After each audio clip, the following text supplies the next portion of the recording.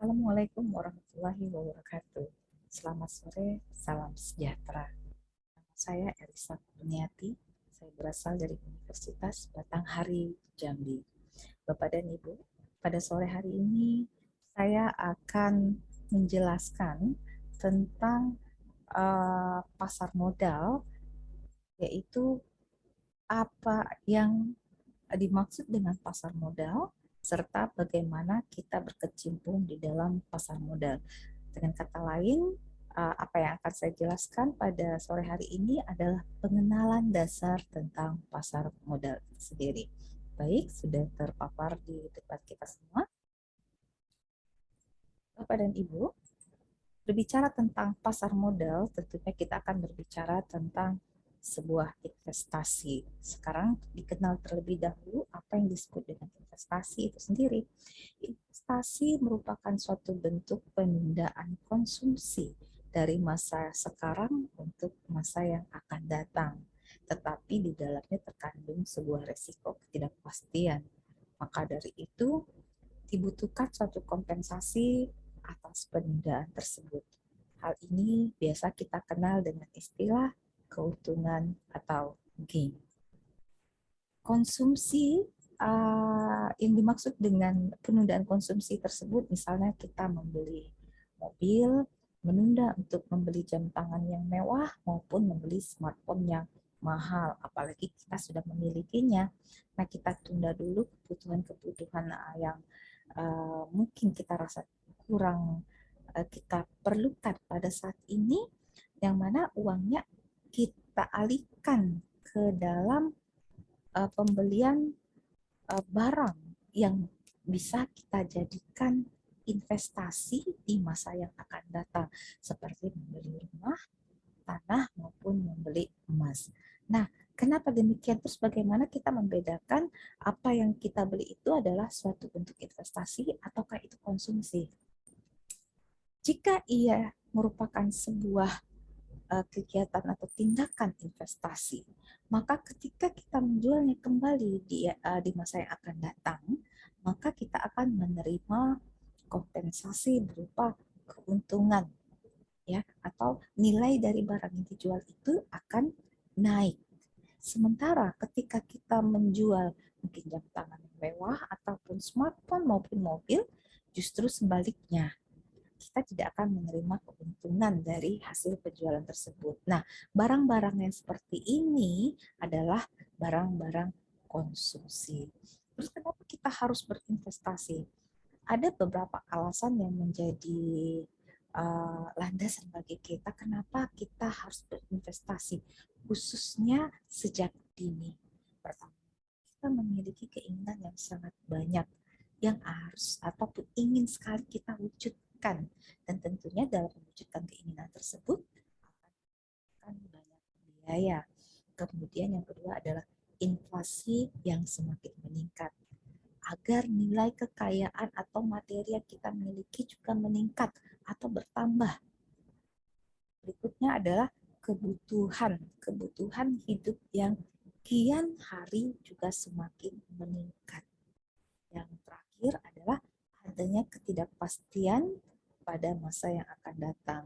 Misalnya, ketika tiba-tiba saja esok kita mesti atau harus membeli sesuatu yang berada di luar perencanaan. Nah, inilah yang disebut dengan adanya ketidakpastian masa datang. Kita tidak akan pernah tahu kapan dan kenapa kita harus mengeluarkan uang suatu saat nanti, ya. Jadi kita sudah harus memiliki tabungan. Makanya sejak dini mulailah untuk berinvestasi. Nah, di mana kita bisa berinvestasi? Kita bisa berinvestasi di dua tempat atau dengan dua cara. Pertama dengan cara real investment, yaitu berupa investasi nyata atau membeli barang-barang seperti tanah, emas, maupun properti yang dapat dijual kembali, ya. Kemudian financial investment atau investasi dalam bentuk keuangan. Itu contohnya adalah dengan membeli saham, kemudian deposito serta reksadana, ya. Baik. Ketika kita harus memilih, kita harus pilih yang mana? Tentu kita harus memilih tempat berinvestasi yang dapat memberikan kita imbal hasil yang paling tinggi. Nah, kita lihat di sini di grafik ini, saham menduduki tempat yang paling atas atau paling tinggi dalam memberikan imbal hasil keuntungan kepada para investor.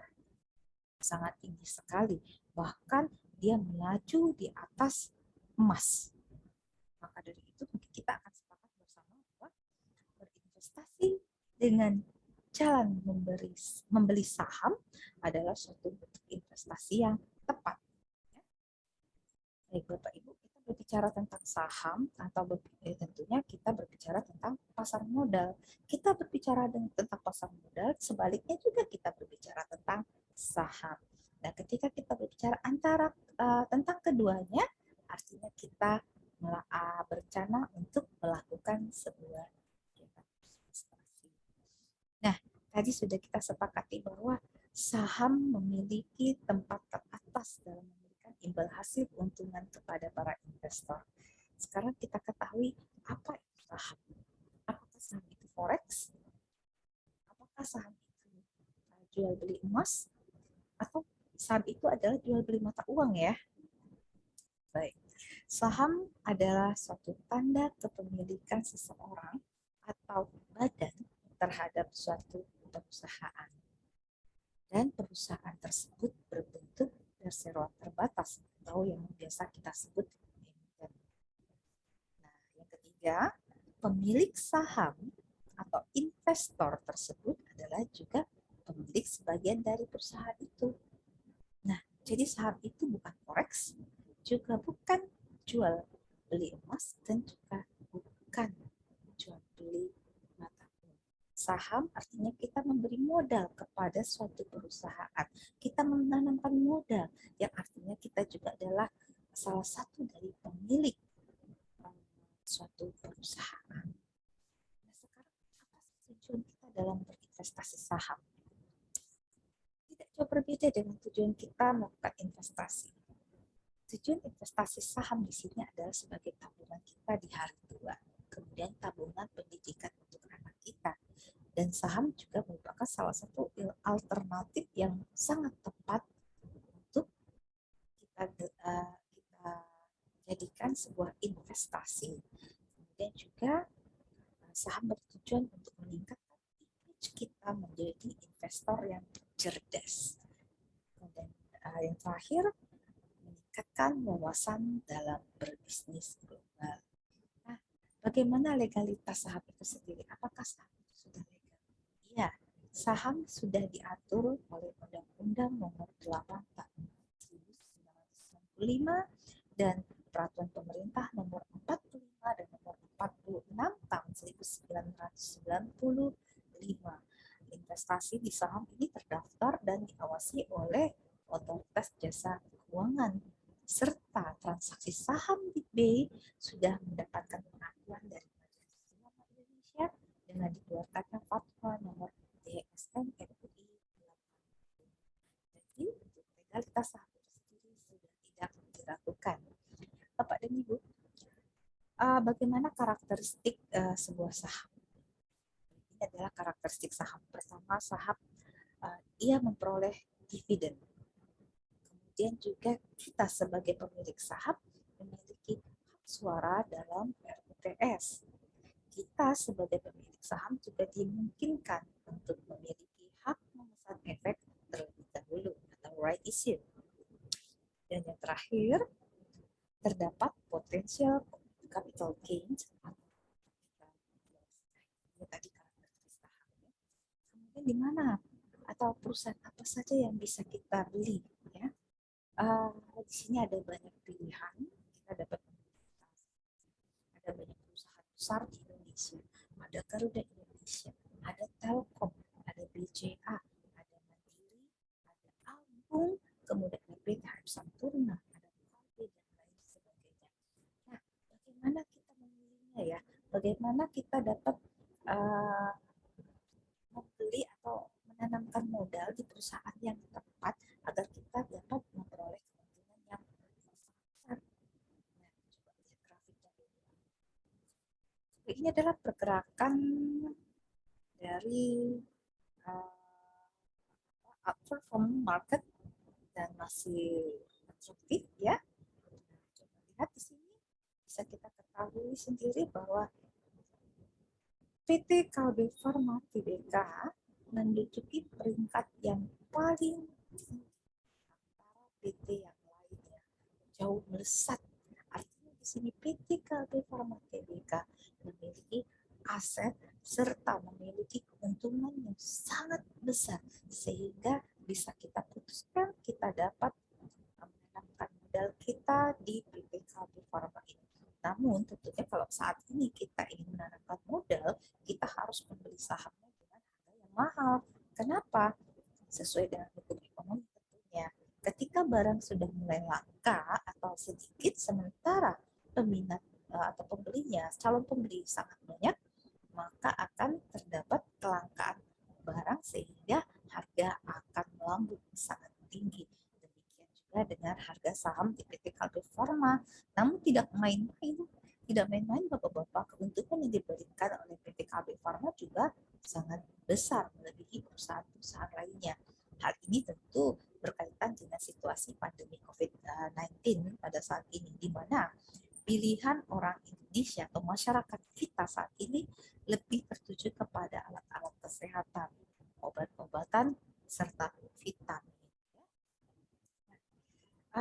Sekarang kita akan bertanya-tanya, apakah investasi saham itu aman? Jawabannya adalah iya. Bisakah dana saya hilang di dalam rekening efek saham? Tidak. Dana saya atau dana kita tidak akan hilang di dalam rekening.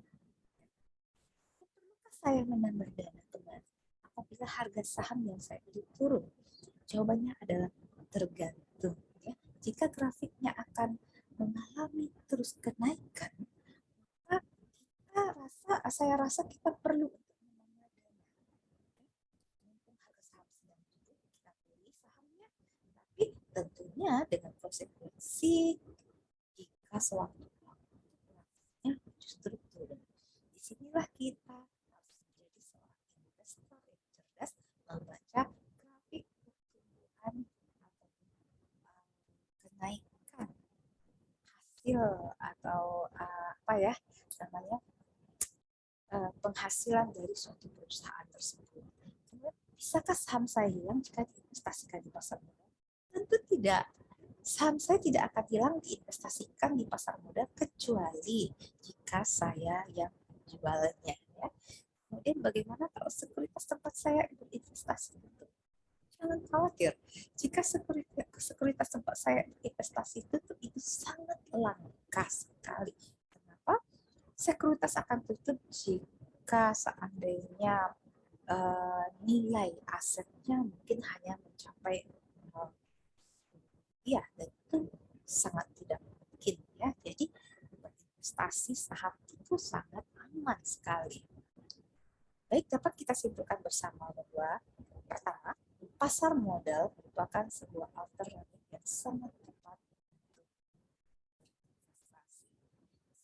berinvestasi. Maka kenali diri Anda, kenali tujuan Anda, kenapa Anda ingin berinvestasi, kemudian tentukan pola investasi Anda, seperti apa yang kita inginkan, kemudian kenali sistem yang akan kita gunakan, apakah dia nyaman dan aman untuk kita, kemudian lakukan risk management, dan yang terakhir yang tidak kalah penting adalah selalu membuat catatan atau pembukuan atau mencatat segala pemasukan maupun pengeluaran di catatan Anda sehingga kita dapat mengendalikan arus keuangan kita, baik itu arus masuk maupun yang keluar. Dengan demikian kita dapat berinvestasi dengan aman, nyaman, dan mudah.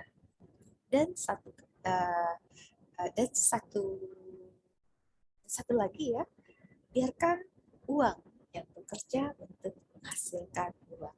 Berinvestasi dengan cerdas, jadilah seorang investor yang cerdas.